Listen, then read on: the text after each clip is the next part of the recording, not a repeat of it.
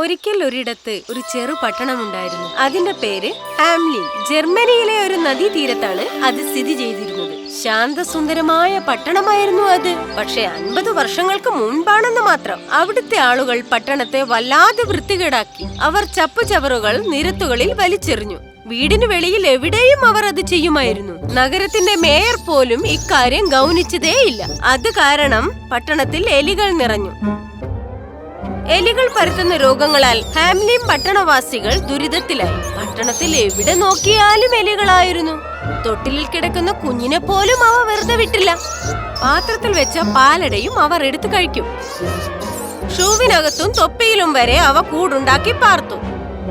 ആളുകൾ ഒത്തുകൂടുന്നിടത്തെല്ലാം അവ കയറി ചെന്നു. കൂക്കി വിളിച്ചും ഒച്ചയുണ്ടാക്കിയും ആളുകളുടെ സംസാരം തടസ്സപ്പെടുത്തി. ജനങ്ങൾ തിരക്കിട്ട് മേയറുടെ കൊട്ടാരത്തിലെത്തി സഹായം അഭ്യർത്ഥിച്ചു. എലികളെ തുരത്തുക, എലികളെ തുരത്തുക, എലികളെ തുരത്തുക, എലികളെ തുരത്തുക. ജനക്കൂട്ടത്തിന്റെ ബഹളം കേട്ട് മേയർ പുറത്തു വന്നു. എന്താണ് കാര്യം? നാട്ടിലുള്ള എലികൾക്കെതിരെ എത്രയും പെട്ടെന്ന് എന്തെങ്കിലും നടപടിയെടുത്തേ പറ്റൂ, അല്ലെങ്കിൽ ഞങ്ങൾ കോർപ്പറേഷൻ ബഹിഷ്കരിക്കും. ഇതിന് പരിഹാരം കാണാൻ നമുക്കുടനെ ഒരു യോഗം വിളിക്കാം. എനിക്കൊരല്പം സമയം തരൂ. മേയറുടെ വാക്കുകൾ ജനങ്ങൾ വിശ്വസിച്ചു. മേയർ ഉടനെ കൗൺസിലർമാരുടെ ഒരു യോഗം വിളിച്ചു ചേർത്തു. ഒരുപാട് നേരം സംവാദങ്ങളും ചർച്ചകളും നടത്തിയിട്ടും ഈ പ്രശ്നത്തിനൊരു പരിഹാരം കാണാൻ കഴിഞ്ഞില്ല. പെട്ടെന്ന് വാതിലിൽ ആരോ തട്ടുന്ന ശബ്ദം കേട്ടു. അകത്തു വരൂ. ഒരു മനുഷ്യൻ അകത്തേക്ക് വന്നു. ആ അപരിചിതനെ മുമ്പ് ആരും അവിടെ കണ്ടിട്ടില്ലായിരുന്നു. വിചിത്രമായ വേഷവിധാനമായിരുന്നു അയാൾക്ക്. പകുതി ചുവപ്പും പകുതി മഞ്ഞയും നിറത്തിലായിരുന്നു അത്. മെലിഞ്ഞ് നീണ്ടൊരു മനുഷ്യൻ. അയാളുടെ വിരലുകൾ പുളയുകയായിരുന്നു. ഓടക്കുഴൽ വായിക്കുന്ന നേരത്ത്. താൻ വല്ല സർക്കസിൽ നിന്ന് ഓടിപ്പോന്നതാണോ? ആ ഹാളിലുള്ള മുഴുവൻ ആളുകളും ഇത് കേട്ട് പൊട്ടിച്ചിരിച്ചു.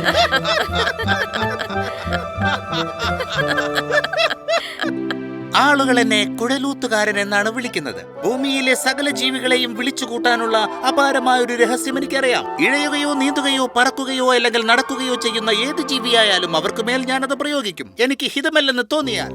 പെരിച്ചാഴിയാവട്ടെ, പേക്കാന്തവളയാവട്ടെ, അണലിയാവട്ടെ, എലികളാവട്ടെ. എലികൾ? നിനക്ക് എലികളെ വിളിക്കാൻ കഴിയൂ? പക്ഷെ ഞങ്ങൾ അതെങ്ങനെ വിശ്വസിക്കും?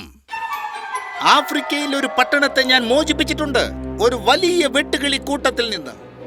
ഏഷ്യയിലെ ഒരു പട്ടണവാസികളെ രക്തരക്ഷസിന്റെ പിടിയിൽ നിന്നും രക്ഷിച്ചു. ലോകത്തെല്ലായിടത്തും ഞാൻ പോവും, ജനങ്ങളെ ഇത്തരം ജീവികളിൽ നിന്നും രക്ഷിക്കും. ശരി, നിന്റെ വിദ്യ ഉപയോഗിച്ച് എലികളെ വിളിക്കുന്നത് ഞങ്ങൾക്ക് കാണിച്ചു തരൂ. തീർച്ചയായും സാർ, പക്ഷെ അതിനെനിക്ക് 1000 പണം പ്രതിഫലമായി തരേണ്ടി വരും താങ്കൾ. അതെ, തീർച്ചയായും നിനക്ക് വേണ്ടതെല്ലാം. ഇക്കാര്യത്തിൽ കൗൺസിലർമാരുടെ അഭിപ്രായം എന്താണ്? കൗൺസിൽ മേയറുടെ തീരുമാനം അംഗീകരിച്ചു. ഇപ്പോൾ നിനക്ക് നിന്റെ ജോലി തുടങ്ങാം. കുഴലൂത്തുകാരൻ പുഞ്ചിരിയോടെ അവിടെ നിന്നും ഇറങ്ങി നടന്നു. എന്നിട്ട് അയാൾ തന്റെ ഓടക്കുഴൽ പുറത്തെടുത്തു.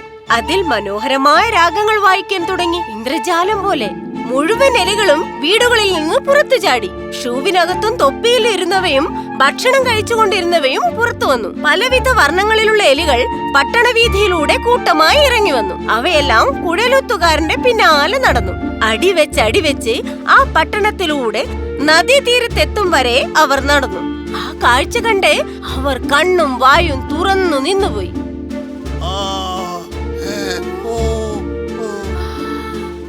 കുഴലൂത്തുകാരൻ നദിയിലെ ഒരു പാറക്കല്ലിലേക്ക് ചാടി നിന്ന് കുഴൽ വിളി തുടർന്നു. പിന്നാലെ വന്ന എലികളാവട്ടെ നദിയിലേക്ക് വീണു മുങ്ങിപ്പോയി. കാര്യമറിയാതെ അവ ഒന്നിനു പിറകെ ഒന്നായി വന്നു വീണു. അല്പസമയത്തിനകം തീരത്തെ മുഴുവൻ എലികളും ഇല്ലാതായി. ഹാംലിൻ പട്ടണം എലികളിൽ നിന്നും മോചിതമായി.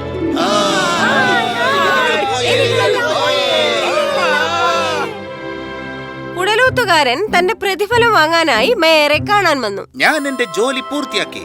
ഇത് താങ്കൾക്ക് വാക്ക് പാലിക്കാനുള്ള സമയമാണ്. എനിക്കെന്റെ സമ്മാനം തരൂ. നീ നല്ല ജോലിയാണ് ചെയ്തത്. പക്ഷെ നീ ആവശ്യപ്പെട്ട 1000 പണം ഈ ചെറിയ സമയത്തെ ജോലിക്ക് അധികമാണ്. ഞാനത് തരില്ല.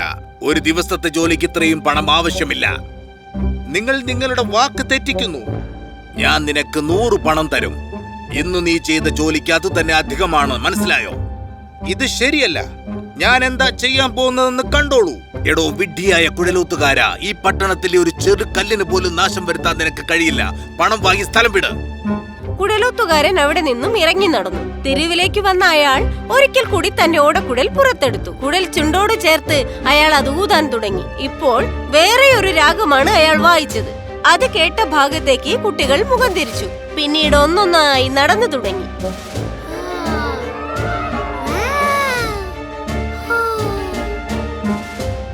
കുഴലൂത്തുകാരൻ നടന്ന വഴിയെ കുട്ടികളും നടന്നു. അച്ഛനമ്മമാരും രക്ഷിതാക്കളും ആ സംഗീതം കേട്ട് നിശ്ചലരായി. അവർക്ക് അവിടുന്ന് ചലിക്കാനേ കഴിഞ്ഞില്ല. ഹാംലിൻ പട്ടണം എലികളിൽ നിന്നും മോചിതമായി. ആ ഓടക്കുഴൽ നാദം കേട്ട് അവർ മരവിച്ചു പോയി. കുഴലൂത്തുകാരൻ നദിയിലെ പാലം കടന്ന് കുന്നിൻ മുകളിലേക്കാണ് നടന്നത്. അയാൾ അവിടെ എത്തിയപ്പോൾ കുന്നിൻ മുകളിൽ ഒരിടത്തെ വാതിൽ അവിശ്വസനീയമാം വിധം തുറക്കപ്പെട്ടു. കുഴലൂത്തുകാരൻ അകത്തേക്ക് കടന്നപ്പോൾ കുട്ടികളും പിന്നാലെ പോയി. അവർക്ക് പിന്നിൽ ആ നിഗൂഢ വാതിൽ വീണടഞ്ഞു. ഒരു കുട്ടി മാത്രം പുറത്തായിപ്പോയി. മുടന്തനായ ആ കുട്ടിക്ക് വാതിൽ അടയും മുമ്പ് അവിടെ എത്താനായില്ല. രാഗം നിലച്ചപ്പോൾ ജനങ്ങൾ കുന്നിൻ മുകളിലേക്ക് ഓടി വന്നു. അവർക്കവിടെ ഒരേ ഒരു കുട്ടിയെ മാത്രമേ കാണാൻ കഴിഞ്ഞുള്ളൂ. മറ്റുള്ളവരെ കുറിച്ച് അവർ അവനോട് ചോദിച്ചു. അവരെല്ലാവരും ആ വാതിലിലൂടെ അകത്തുപോയി. ഞാൻ നടന്നെത്തുമ്പോഴേക്കും വാതിലടഞ്ഞു. പക്ഷെ നിങ്ങൾ എന്തിനാണ് അയാൾക്ക് പിന്നാലെ പോയത്? അയാളുടെ പാട്ട് കേട്ട് ഞങ്ങൾ ഒരു അത്ഭുത ലോകത്തെത്തി. അവിടെ മരങ്ങളില് ചോക്ലേറ്റും കേക്കും ഒക്കെ ഉണ്ടായിരുന്നു.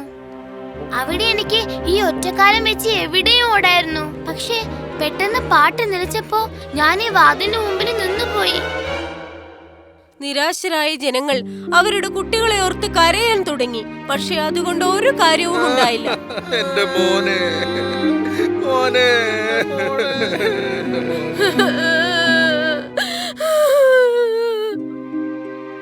അവർ മേരെ വിളിച്ച് നടന്ന കാര്യങ്ങളെല്ലാം അവതരിപ്പിച്ചു. എന്റെ കുഞ്ഞിനെയും നഷ്ടപ്പെട്ടു. ഞാൻ ചെയ്തതിനെല്ലാം നിന്നോട് ക്ഷമ ചോദിക്കുന്നു. ഞാൻ നിനക്ക് 1000 പണം തീർച്ചയായും തരാം. ഞങ്ങളുടെ കുഞ്ഞുങ്ങളെ ഉടനെ തിരിച്ചു തരൂ. നീ എവിടെയാണെങ്കിലും തിരിച്ചു വരൂ കുഴലൂത്തുകാരാ. അവരെ ആശ്ചര്യപ്പെടുത്തിക്കൊണ്ട് കുന്നിന്റെ പുറകിൽ നിന്നും കുഴലൂത്തുകാരൻ അവർക്കരികിലേക്ക് വന്നു. അയാളെ കണ്ട മാത്രയിൽ എല്ലാവർക്കും ആശ്വാസമായി. നീ വന്നതിൽ ഞങ്ങൾക്ക് സന്തോഷമായി. എവിടെ ഞങ്ങളുടെ കുട്ടികൾ? അവർ സുരക്ഷിതരും സന്തോഷവാന്മാരുമാണ്. നിങ്ങൾ വാക്കുപാലിച്ച ഉടനെ അവർ തിരിച്ചു വരും. മേയർ അയാൾക്ക് 1000 പണം കൊടുത്തു. ഉടൻ തന്നെ കുന്നിൻ മുകളിലെ വാതിൽ തുറക്കപ്പെടുകയും ചെയ്തു. കുട്ടികൾ പുറത്തേക്ക് ഓടി വന്ന് അച്ഛനമ്മമാരെ കെട്ടിപ്പിടിച്ചു കരഞ്ഞു.